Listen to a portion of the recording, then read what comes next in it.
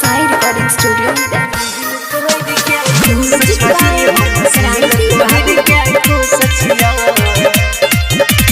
छोड़ी के जाई छी ससुरा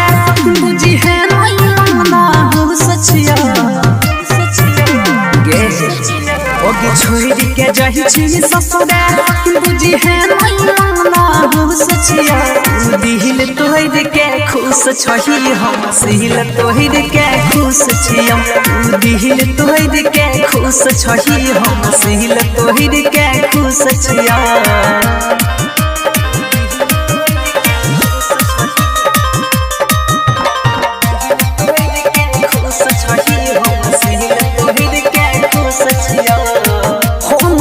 जुठाइल सैया ससुर में खैत जाइ छही त जुगे याद तोहर नयाइत हमरे जुठाइल सैया ससुर में खैत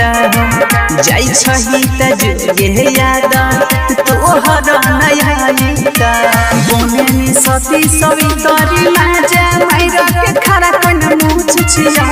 बोने सती सवितरी माजा माइरा के खरा कन मुछ छिया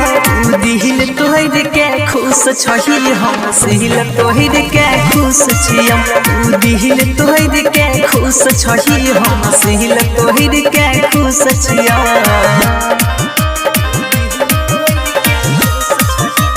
साई रिकॉर्डिंग स्टूडियो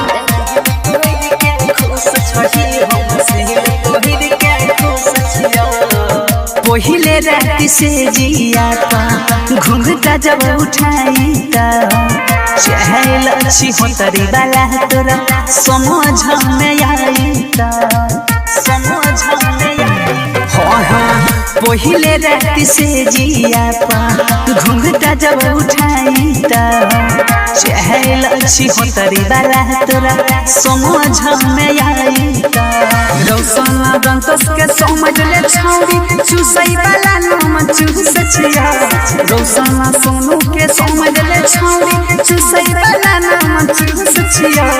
दिल तोहर के खुश छही हम सिल तोहर के खुश छिया दिल तोहर के खुश छही हम सिल तोहर के खुश छिया मिक्स बाय रणधीर जी।